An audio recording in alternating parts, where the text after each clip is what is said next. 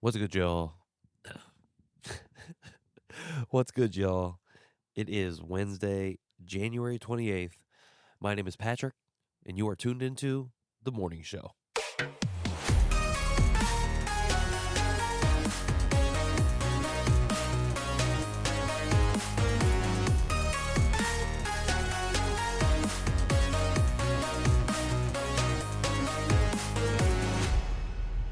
Record on here, and then let me hit record on here and confirm that it's recording. Okay, it looks like it's going. All right, here we go.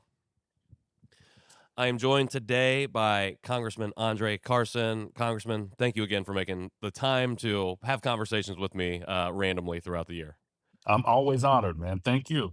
So I think the thing on everybody's mind right now is what's happening with Homeland Security, with Border Patrol, with immigration enforcement, specifically in Minneapolis, but truly across the country. Mhm. You recently, after the shooting of Alex Preddy, posted about having voted against the DHS funding that was proposed or that was going through last week, and just like calling on your colleagues to kind of open our eyes a little bit and see Mhm. what's happening. I was wondering if you could just share a little bit more about your perspective on like what you're seeing from your position and from your office in DC about what's happening in Minneapolis. Yeah, I'll let you take it from there.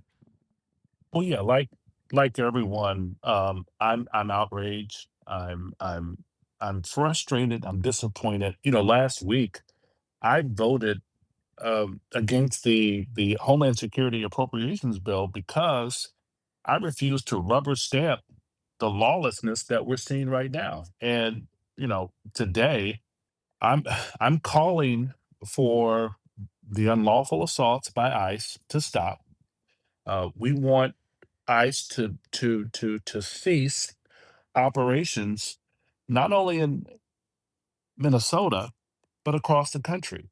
Uh, we've seen operations by ICE in urban areas, particularly Minneapolis, and they have failed. They have to be suspended today. The murder of Mr. Preddy shows that I think without a doubt, ICE has become a paramilitary rogue agency that is totally out of control. And this week the Senate is going to vote on this measure, and they have to, if they are listening to their constituents, they have to reject any new funding for ICE or DHS, as far as I'm concerned. Mm.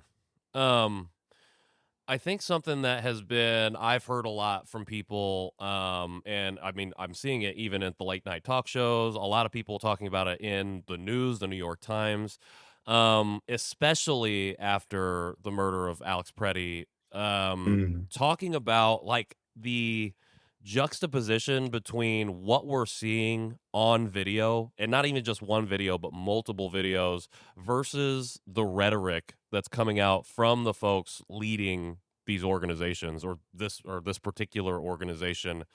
Can you speak to why there's such a push to kind of redirect the narrative when we're seeing something that actually contradicts, the rhetoric and the messaging coming out from the leaders of Department of Homeland Security and other agencies?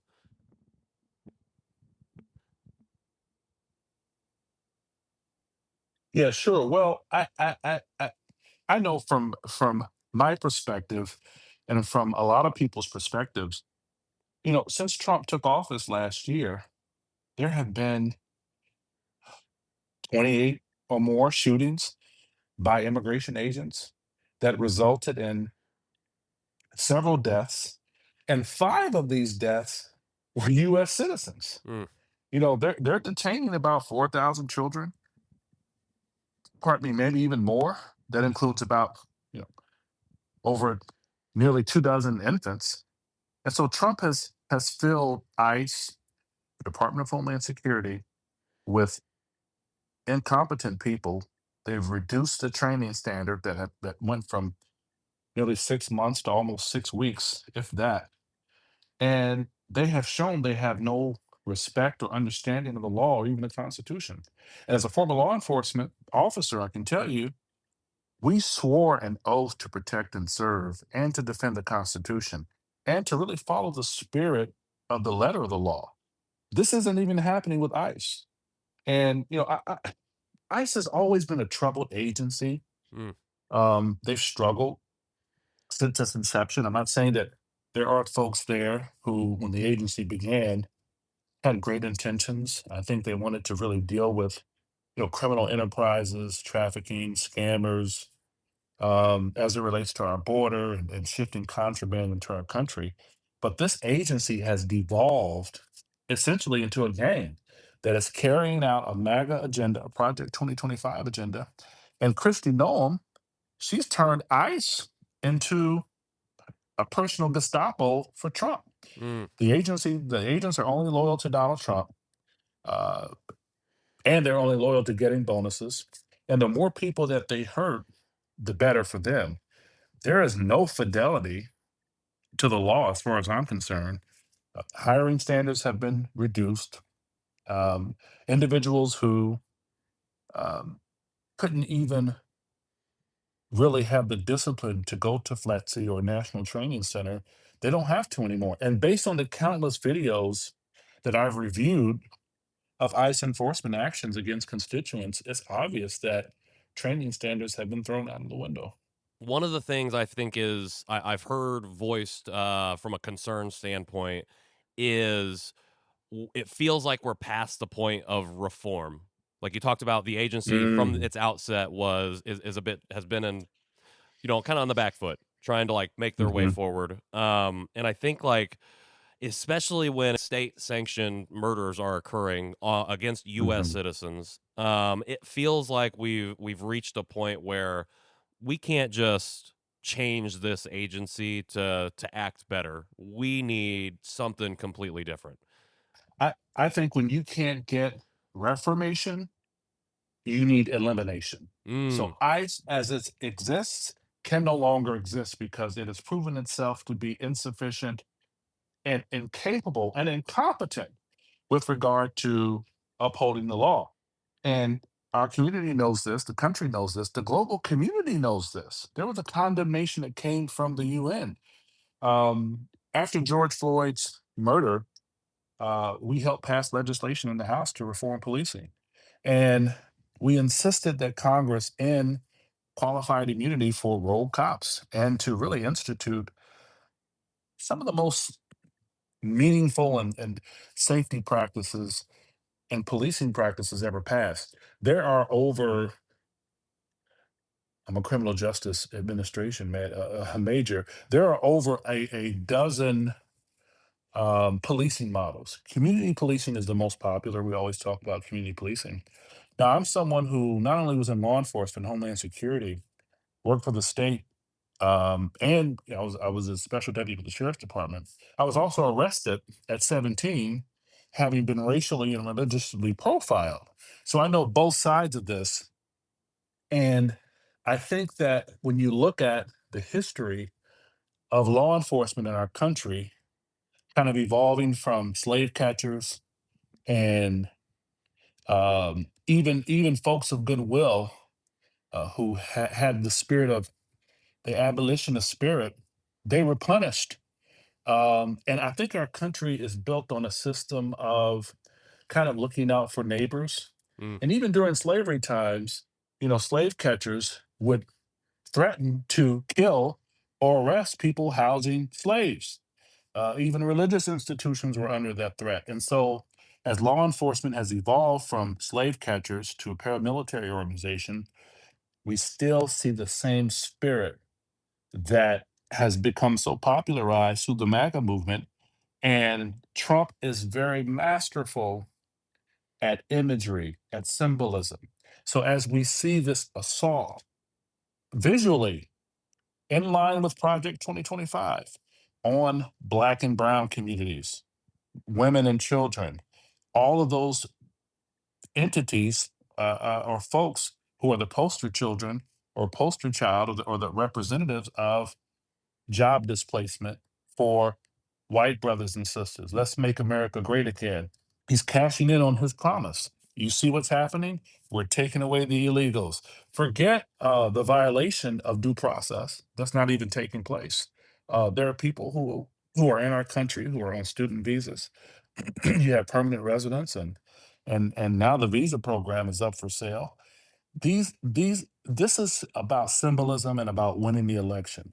I just saw a lady out of Iowa being interviewed, um, and she was saying we are getting exactly what we wanted and what we voted for. Mm, And Trump is showing not only to our country but to the world that he wants to make America white again.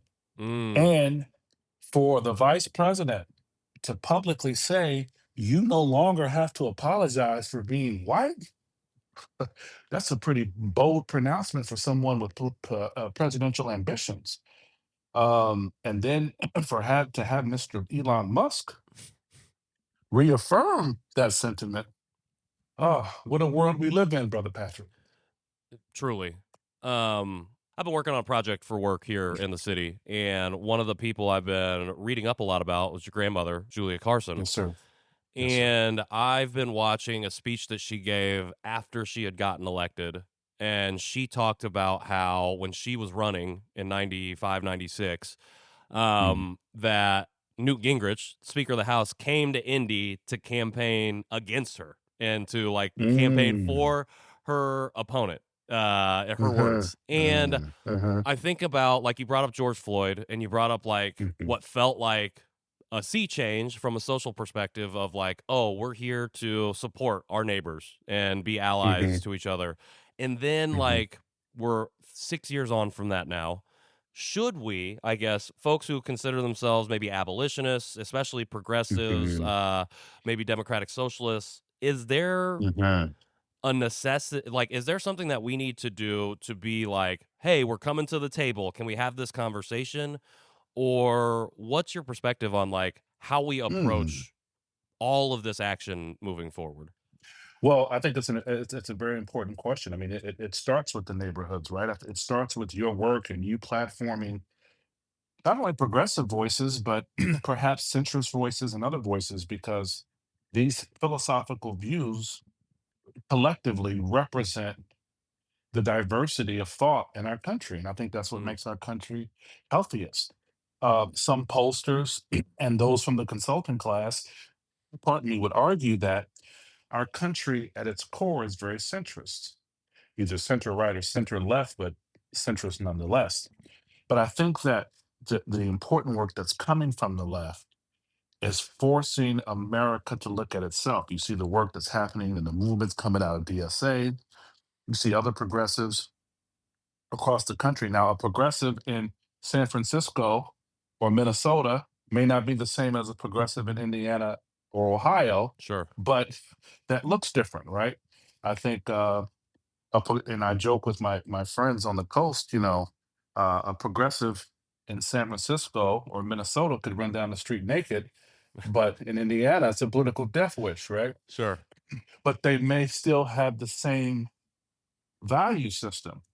But I think what we're seeing with the progressive movement, particularly as it related to redistricting, which I think Indiana has become a beacon of hope, even for Republicans, is that you had DSA, you had other progressives working in concert with libertarian minded Hoosiers and independents, pushing the issue and forcing Republicans to really reevaluate their ethos, their ethics, their system of principles, and working with Democrats in both chambers to really push back on redistricting. And now we're seeing general assemblies across the country reevaluate fast tracking Trump's agenda to save the Republicans from a political defeat this year.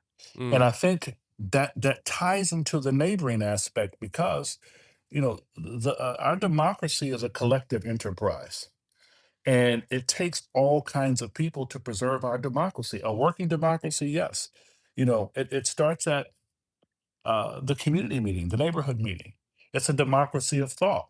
People trying to come together on ideas on how to best improve communities, working with city councilors and legislators and the mayor's office and members of Congress to improve communities. It it starts with local crime watch groups.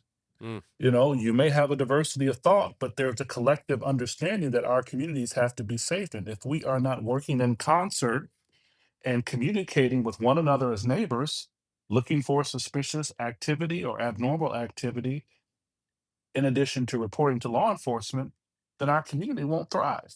mm, And I think the neighboring aspect of looking out for our neighbor, because if you don't look out for your neighbor won't feel comfortable enough with looking out for you. And as a result, our communities will devolve and regress into a system of chaos. And so good neighbors understand that this is immoral.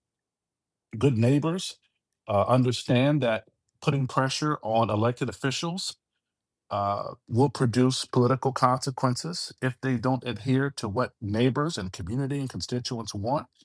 And especially when it's, I think, really abundantly clear what's right and what's wrong. mm. And I think that's why we're saying all ICE enforcement operations have to end immediately. We just saw where President Trump spoke to the governor of Minnesota, Governor Walz, and even he said it was a good and productive conversation because partly they're looking at the numbers.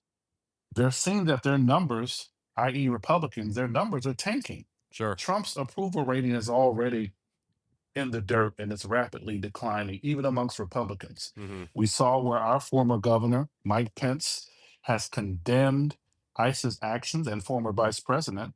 And so, Republicans, I think, traditional Republicans, moderate Republicans, are seeing that Trump is absolutely not only tearing up the country, but he is fraying relationships with some of our ardent partners. This whole Greenland debacle, fraying a relationship with Denmark when Denmark pretty much will greenlight any base expansion we want. They've been a tremendous and very serious ally in this fight for global security. They're even upset with Donald Trump, right? Yeah. And I just think that when you have a president who is so set on enriching himself, his cronies, his family, and you have the billionaire class, and he's willing to use the government as really a tool to keep himself out of prison and to enrich himself and his billionaire partners. That's not a good neighbor. State Farm is not there because the global community, other countries who are our neighbors, we are disincentivizing them from looking out for us in terms of tariffs, looking out for us in terms of potential terrorist attacks, looking out for us as it relates to sharing intelligence. Just like it starts with the local community sharing intelligence and information about abnormal activity, attracting businesses to invest in our communities, countries work in a very similar fashion. And he's not a good neighbor, nor is he Mm, a good president. mm. Definitely, State Farm has left the building. They've cleared out of the building and they've taken operations elsewhere. Um, is there a worry, especially thinking about like this trend of saying, you know what, the Constitution is optional? Is there a worry No. that even if the Senate like shuts this appropriations bill down, that they're going to just continue to do what they're doing now? Is that something we're concerned about or should be Well, concerned about? I guess. it concerns me because they're going to have to decide. I mean, one day they're federalists. They want to adhere to the Constitution. They want to treat the Constitution like it's a divine document. Mm, The next day, they said, "Well, the constitutional is suggestive. It's a work in progress. It's an evolving document, and it only becomes an evolving document when it's politically expedient." mm, And that's just the same with any dictatorship or tyrant. They'll use religious texts. They'll use their country's constitution. They'll overlook their mores. They'll overlook their cultural traditions if it offers them political or economic gain. And we're seeing that they're turning a blind eye to the Constitution. People will say, "Well, under President Obama, there were still people who were being deported." And I think the difference is that under President Obama, we did not have deaths of US citizens. We did not have children being taken out of their schools, displaced from their families. I think on one end, yes, it's important to enforce the law as it relates to criminal enterprises, which is a serious concern, as it relates to contraband coming into our country. But if you're using an agency simply to score political points, to enforce a very xenophobic, anti immigrant, anti brown, anti black agenda as your Gestapo to carry out these acts, then I think your presidency has proven itself to be a sham, a disappointment, and ICE to that end has to be destroyed, eliminated, and something else must take its place. Mm. Um, on that note, were this administration to decide, okay, you've said no to continuous funding of ICE and you've asked for that agency to shut down, we're going to keep going anyways. There's a lot of talk about impeachment and what that means. Maybe not even just of the president, but just Mm, of people sitting in these leadership positions. Is sure. that the point where articles get introduced and start getting moved on? Well, that's a great question. I mean, I just signed on to a bill that offers to impeach Secretary Noam to that end. Now, Okay, many will say a lot of Democrats aren't on board with it because they think that that's a distraction from the real issue, which is Donald Trump. sure. But I think these actions still matter and symbols matter. But Mm. then there are other Democrats who say, you know what, people want to see action. They don't want to see bills that don't go anywhere. But people want to see you fighting. And so I think that this measure is very important. Our hope is that Republicans will join us in this fight, which is why Trump is trying to diffuse the situation by reaching out to Governor Walz, who he condemned viciously a few weeks ago and called him corrupt two Yeah. days ago. Um, but again, we live in a time where symbols matter. And I think the symbolism and the reality of having a piece of legislation that can be debated before the global community offering to impeach the Secretary of Homeland Security means that a conversation is generating dissent, disgust, and disappointment, not only within the Republican Party, but from the global community, even the United Nations. That's a big statement. Oh, huge statement. And I mean, I think like I've been talking a lot recently about just people wanting or expecting or feeling entitled to the expediency of a system, or like they just want change Mm, to happen immediately, and we don't realize like it takes a lot of work for change to occur. mm, And it takes a lot of like what you're seeing, the tens of thousands of people in Minnesota that are out marching, the businesses that joined in a general strike this last Friday, you know, to in protest of what's mhm, happening. Like those are pieces along the mhm, path towards, mhm, I guess, liberation from what we're experiencing currently. And I think mhm, like I appreciate you saying that because like we can't just rest on our laurels and just expect it to change. Expect the president or the vice president or the Department of Homeland Security, no, like to change their minds just immediately. mhm. Maybe the president, because it seems like he does that, you know, every other 10 minutes. But That's right. um, it's like we have to be willing to kind of be in it for the long haul. And I say that full well Hmm. knowing that black and brown people have been in it for the longest haul. And I think I may be speaking to folks who don't fall into those communities or are not part of those communities in that Mm. it's time to maybe use our privilege to step Mhm, in and do a little bit more than we've been doing in mhm. order to really push back against this. You talked about Yeah. you mentioned redistricting, Mhm. and like that was a great bright spot for Indiana, and I was like, Yeah, oh, politically we're yes. stepping onto the map, you know, in a big way from a national perspective. Like we're again, I saw a lot of firsts, like the first you know Republican or red state to buck Trump on something like this. Mm. Mhm. Um, and I was like, I've been hanging on to that hope over the last couple Yes, months. sir. However, with this kind of like ramped up immigration enforcement operations that are happening, Mhm, there are lots of rumors right now that Indianapolis is mhm, next. that there are Yeah. already people gathering, concentrating in areas around the city, waiting for legislation that's currently moving through the state house to pass, which would Mhm. essentially allow them to start moving in that direction. And I think the Mhm. hope that I think we all felt across the state is now being met and tempered with some fear, which I think is kind of the point. Like you Mm. said, it's symbolism and Mhm. the things that they're doing, like the Dilley Detention Center in Texas. Like Mm. if people haven't seen those videos, like that's a symbol. Like that's a symbol to create fear in people to not do what people don't want them to do. That's right. Um, That's so I'm right. wondering, because like I would love to be able to. I'm gonna keep holding on to these like what I call pinpricks of light, the small bits of hope that are breaking through this darkness.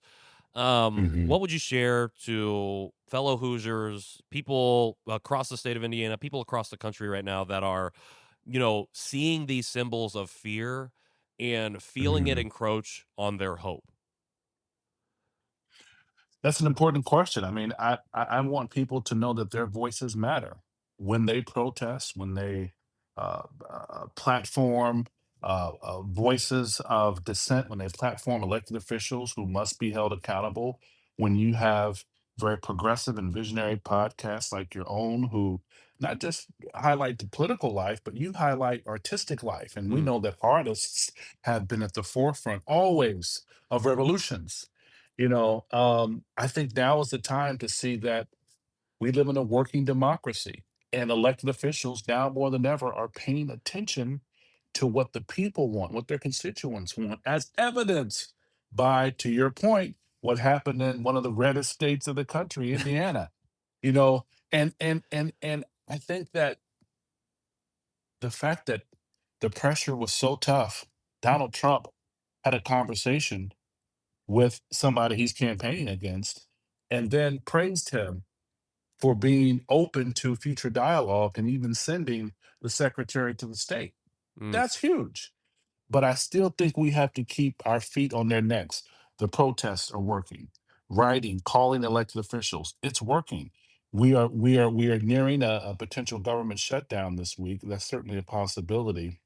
Now, this this would not be a partial shutdown. It's going to have minimal impact. That's the hope. No okay. one wants to see a shutdown, but we just can't fund this government and this administration with doing business as usual. Currently, only about six of the 12 appropriations bills for 2026 have been enacted, and that's like energy and water, interior, obviously the legislative branch, and the military, the veterans affairs, and agriculture and commerce. But so that means that if there is a government shutdown after January the 30th, these departments would not be impacted. They'll still Mm, operate despite a partial shutdown. But the remaining bills are still incomplete. That would include defense, financial services, kind of general government, and labor, HHS, and education.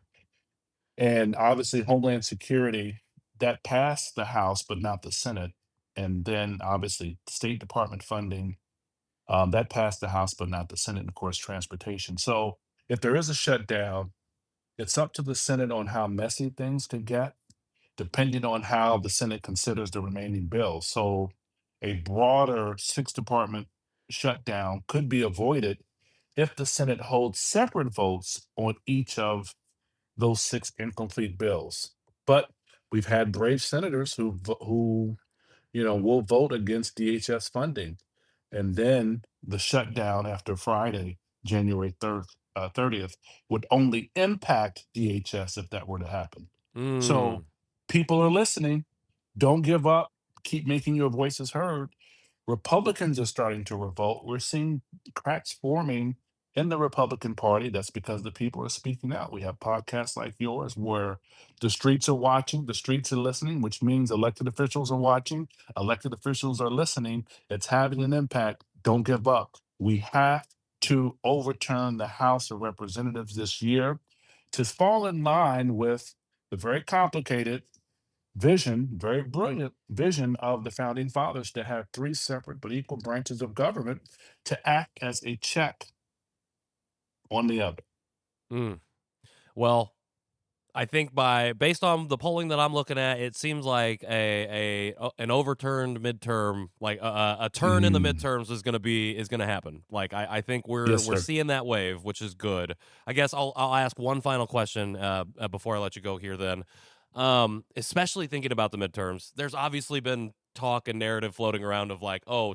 The president's going to cancel the midterms or whatever the case might be. And I think, again, talking about like symbols of fear, like I think that's what that's meant to do is scare people away from showing up to vote. Mhm. I had a conversation Mm, with State Senator Andrea Hunley earlier on this year, and mhm. she talked Yes, about sir. how we in Marion County in 2024 general election, 101,000 people didn't show up to vote. Across the state, Wow. 300,000 Hoosiers did not show up to vote who were registered in the general election. Yeah, Like, was she yeah. and she said, like, "When we show up, we can create and Mhm. make the change that we wanna see." She's right on point. Yeah, yeah, my question to you is just for people who, like, are feeling that fear, like you talked about, g keep showing Mhm, up for the protests, keep writing letters, keep calling your legislators, um for the people that are feeling kind of the fear of what it would mean to like not even just do that, but to show up at the poll in November and literally make these things happen. Show up at the primary in May, whenever that is. Like to mhm. make these things happen. Like, what would you say to Hoosiers and again voters across the country who are feeling like I'm afraid to do this. Like I already haven't been going, and now like they're not giving me any reason to go because somebody's going to be at the poll checking my citizenship or asking me for documentation that they shouldn't be doing, but now they have free reign for that. What message would you share with those voters who maybe are feeling that push? Well, they have a right to feel dissuaded. They have a right to feel disillusioned. They have a right to feel that kind of fear. I would say that Donald Trump, during his first term, um, he was very successful, even though he was all over the place. He still is. They were very successful, along with foreign actors and foreign entities, which is another podcast. They were very successful at sowing seeds of dissent and Mm, disillusionment with the political structure. And that has been a part, I mean, we've done it too as a country. That has always been a playbook from adversaries who use very legitimate concerns to exacerbate them. And so people are disappointed with politics in general. People are disappointed with parties in general. I think that's a function of how society has evolved. We get our news quite differently. We don't look to political leaders or faith leaders or even celebrities the way we used to. Podcasters, potters are our leaders now, right? that's Influencers true. are our leaders. But I think that's a great thing. I think that's a changing of the tide. And so a person will say, well, why do I need to participate in the political life when I have brother Patrick, who's just like me, who's successful with his podcast and his other entrepreneurial endeavors? That is attainable for me. I can reach him. I can touch him. I can be inspired by him. Hey, I can do what he's doing. And so the shift, the necessary shift, has changed the leverage. The question becomes, if we want change, will other people have a mindset of a brother Patrick who still gets that we still need influence in the political life, in the political landscape, in the political structure, because politics and legislation affects our lives every day. Um, if that weren't so, look at what's happening with TikTok and the Mm, impact that it's going to have on potters like yourself and people who are monetized, sure. right? It's changing the structure. How critical can one be of the administration? How critical can one be of outright police brutality and governmental overreach? And so I just think that the engagement, given the disillusionment, the understandable disillusionment, I just think we have to fall in line with the shift and really make sure that we are incentivizing potters to participate in political life, regardless of your political affiliation, if you even have one, because those legislators will write laws, state laws, city laws, federal laws that will impact the way in which you do business. So it's an Mm, even exchange. We just have to re-engage them. And it doesn't rest on one person. I think the mistake that was made was we wanted this political messiah to come and tell people what to do. The society has changed, rightly so. And so there isn't a one person, as I said in the beginning, this is a collective enterprise where all of us have to have participation in this experiment we call a democracy. mm. Mic drop. But the last thing I'll say is that I just had a conversation about my first election that I got to participate in was Mm, Obama's first one, and that felt like a lot of hope. I remember standing in line. I mhm, remember feeling like the energy of the people, like being excited to vote for mhm. for a black man to be president. Yes, sir. And the Mhm. thing that I felt like happened after that is like people felt like I've participated. I've done my part and now that's Mm, the end of what okay. I'm going to do. And then a Ooh, lot of those same people are like, How did we get here? How yeah. did we end up in this situation?" And it's just because it's like we thought that a lot of us felt like, "Oh, Barack Obama is this political messiah. He's going to deliver us from whatever we Mm, felt like we were suffering from." And in reality, it isn't just on the one person who becomes president. It's on all of the people who cast their vote, who showed up to the poll, who worked the polls, who did all of these things in that's true. between every 2 years when we have elections to be involved and engaged, as well as help other people see that they can be involved and engaged. And That's if so true. we don't participate in that now, we're only going to go further down the line of authoritarianism, and we're going to be in a Mhm. position where it's going to be that much more difficult to kind of crawl back from. So, I agree. And Barack Obama is the best president this country has ever produced. mm, Barack Obama is the best president ever. But you're absolutely right, Brother Patrick. Absolutely. well, Congressman, I appreciate your time. I appreciate your vulnerability and Thank everything you. that you shared and educating us. I'm sure we're going to have to tap back in soon because things are Yes, sir. obviously happening. But other than that, wishing you well. I hope you're staying safe out there You in too, sir. DC. And You too. whenever you come back to Indy, let me buy you a cup of coffee. Yes, sir.